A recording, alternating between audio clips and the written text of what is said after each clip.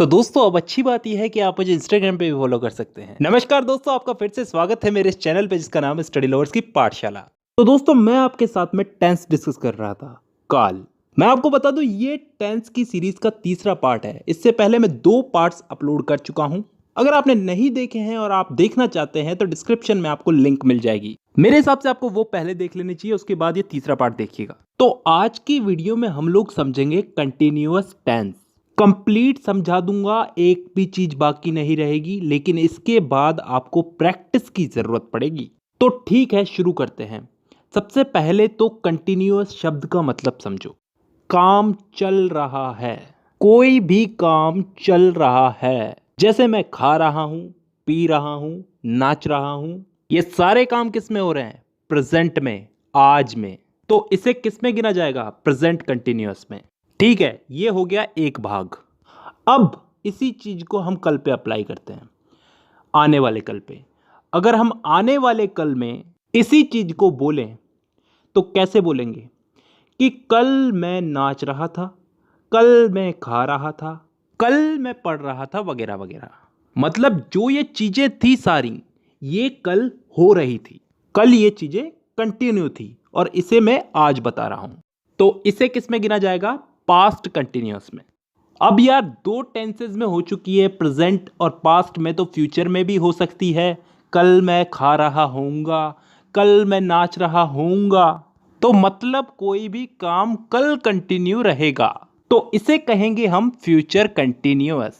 तो कहने का मतलब है कि तीनों कालों में काम चल रहा है, प्रेजेंट कंटिन्यूअस, पास्ट कंटिन्यूअस और फ्यूचर कंटिन्यूअस।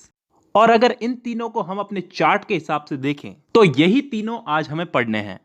तो मैं सबसे पहले प्रेजेंट कंटिन्यूअस वाले वाक्यों को लेता हूं। अगर मैं आपको इसमें कुछ इंग्लिश में सेंटेंस बनाने के लिए दूं, कुछ जैसे मान लो मैं फुटबॉल खेल रहा हूं, इसी का एक नेगेटिव दूं कि मैं फुटबॉल नहीं खेल रहा हूं, और एक प्रश्नवाचक कि क्या मैं फुटबॉल खेल रहा हूं, तो इन तीनों को इंग्लिश में ट्रांसलेट करना कोई बड़ी बात तो नहीं है। लेकिन फिर भी अगर हमें इनके रूल्स पता होंगे, रूल्स मालूम होंगे, तो इन्हें ट्रांसलेट करना इतना आसान हो जाएगा कि हम कैसे भी सेंटेंस को ट्रांसलेट कर सकते हैं। तो मेरे हिसाब से हमको पहले रूल्स समझ लेने चाहिए। बहुत ही सिंपल से रूल्स हैं, आराम से समझ में आ जाएंगे। सबसे पहला और इंपॉर्टेंट रूल कि भैया कोई भी काम चल रहा है तो ING वर्ब की फर्स्ट फॉर्म के साथ जुड़ेगा। जैसे ईटिंग, ड्रिंकिंग, डांसिंग वगैरह वगैरह, सब कामों के आगे ING आ रहा है ना, तो वर्ब के आगे, वर्ब की फर्स्ट फॉर्म के आगे ING लगाएंगे। दूसरा रूल इज, एम, आर का प्रयोग। यह बहुत ही सिंपल चीज है, बहुत सिंपल चीज। इन तीनों में ये जो एम है ना, इसका लफड़ा तो छोड़ ही दो, क्योंकि यह हमेशा आई के साथ ही जुड़ेगा। उदाहरण के लिए I am a boy, I am a teacher, तो जुड़ रहा है ना आई के साथ एम, आई एम। जहां तक बात है इस इज की, तो ये इज हमेशा सिंगुलर सब्जेक्ट यानी कि एक वचन के साथ जुड़ेगा। जैसे ही, she, it, he is, she is, it is, तो मतलब है तो अकेला आदमी ना, तो अकेले पर्सन के साथ में इज जुड़ेगा। अब जहां तक बात है इस आर की, इसका तो आप सोच ही सकते हैं किसके साथ में जुड़ेगा? प्लूरल के साथ में, बहुवचन के साथ में, यानी कि यू, वी, दे। बहुत सारे लोग हैं, उनके साथ में आर जुड़ेगा। You are, we are, they are. तो अब तीनों का मतलब समझ में आ गया होगा, ठीक है। लेकिन अब जब हम एग्जाम्पल उठाएंगे तो आराम से समझ में आएगी ये चीज। इसके बाद अगला नियम यह है कि नेगेटिव सेंटेंस जो होते हैं जिसमें नहीं का प्रयोग होता है, तो ये इज, एम, आर के बाद में नॉट लगा दिया जाता है। ये बहुत ही सिंपल सी चीज है, सेंटेंस बनाने के साथ साथ याद हो जाएगी। और यही हमारा लास्ट नियम यह है कि इंट्रोगेटिव सेंटेंस जो होते हैं, जिसमें प्रश्नवाचक होते हैं जो, उसमें सब्जेक्ट के पहले ये इज, एम, आर लग जाता है। ये नियम भी हमें सेंटेंस बनाने के साथ साथ याद हो जाएगा। तो अब रूल्स हमारे सारे कंप्लीट हो चुके हैं, अब हमें सेंटेंस बनाने चाहिए। अब हम वही 3 सेंटेंस उठाते हैं जो हमने पहले उठाए थे। मैं फुटबॉल खेल रहा हूं, नेगेटिव में मैं फुटबॉल नहीं खेल रहा हूं, और इंट्रोगेटिव में क्या मैं फुटबॉल खेल रहा हूं। इन तीनों को अगर हम इंग्लिश में ट्रांसलेट करें तो पहले वाले को हम इंग्लिश में बदल के देखते हैं। मैं फुटबॉल खेल रहा हूं का आई एम प्लेइंग फुटबॉल। यहां पे हमारे जो भी रूल्स थे हमने फॉलो किए हैं। आई के साथ हमेशा एम लगेगा और प्ले जो है वर्ब है इसके साथ आईएनजी लगेगा और फुटबॉल जो है वो ऑब्जेक्ट है, उसमें कोई चेंजेस नहीं होते। ठीक है, अब नेगेटिव में इस सेंटेंस को बदल के देखते हैं। मैं फुटबॉल नहीं खेल रहा हूं, I am not playing football. यहां पे आई के साथ एम लग गया, उसके साथ नॉट लग गया। जैसा कि मैंने आपको रूल समझाया था कि ये सेंटेंस बनाने के साथ साथ समझ में आ जाएगा। I am not, play verb है, इसके साथ आईएनजी लगा है और फुटबॉल ऑब्जेक्ट। तो अब इस तीसरे वाले इंट्रोगेटिव सेंटेंस को इंग्लिश में बदल के देखते हैं। क्या मैं फुटबॉल खेल रहा हूं, एम आई प्लेइंग फुटबॉल। यहां पे एम जो है ये सब्जेक्ट के आगे आ गया, ये आई के आगे आ गया और लास्ट में जाकर के क्वेश्चन मार्क लग गया और प्ले जो कि वर्ब है इसके साथ आईएनजी लग गया और इसी के साथ साथ हमारा प्रेजेंट कंटीन्यूअस टेंस खत्म होता है। अब चलते हैं हम लोग पास्ट कंटीन्यूअस टेंस पे।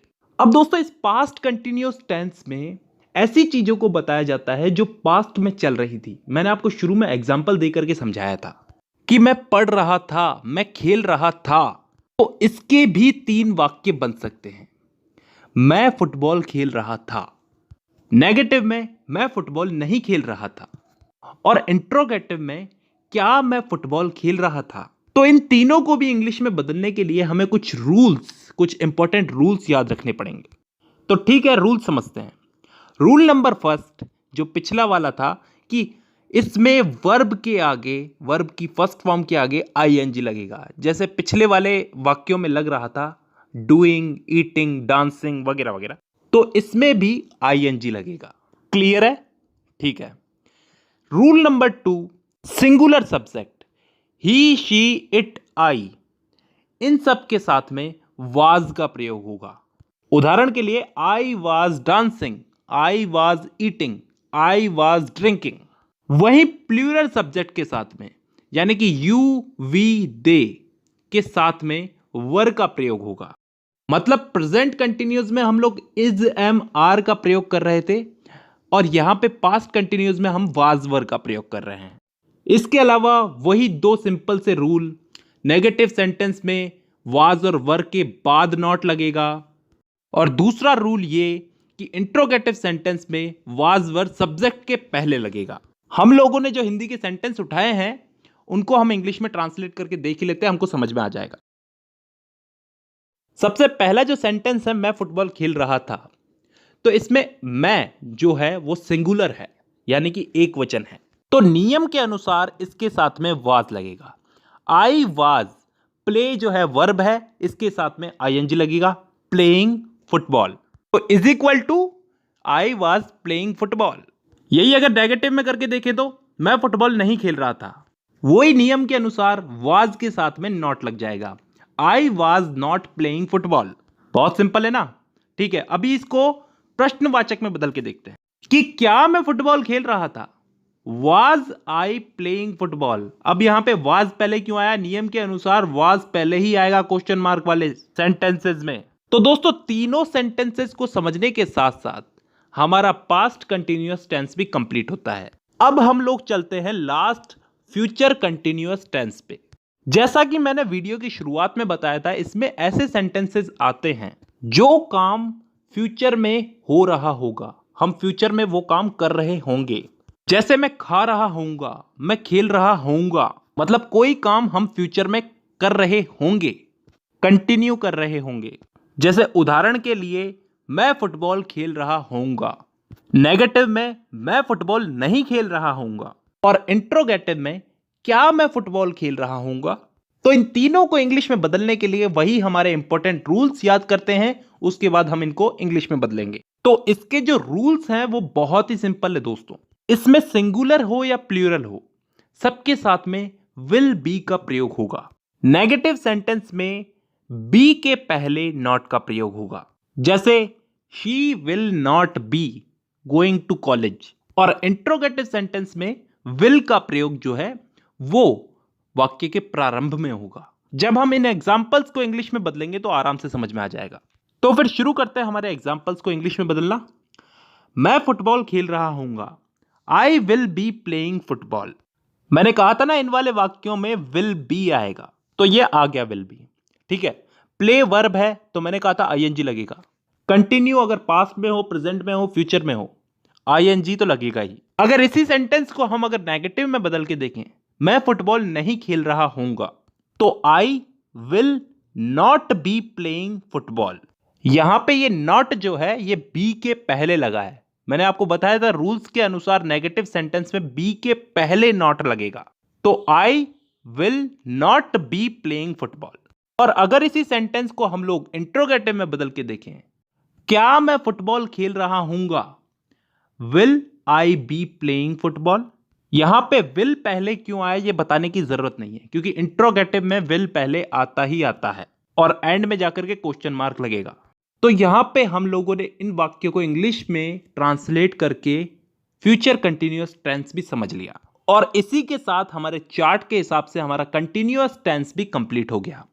अगली वीडियो में मैं आपको परफेक्ट टेंस के बारे में कंप्लीट समझाऊंगा, प्रेजेंट परफेक्ट, पास्ट परफेक्ट और फ्यूचर परफेक्ट टेंस। ठीक है, आज की वीडियो में बस इतना ही। अब मुलाकात होगी आपसे अगली वीडियो में, तब तक के लिए धन्यवाद।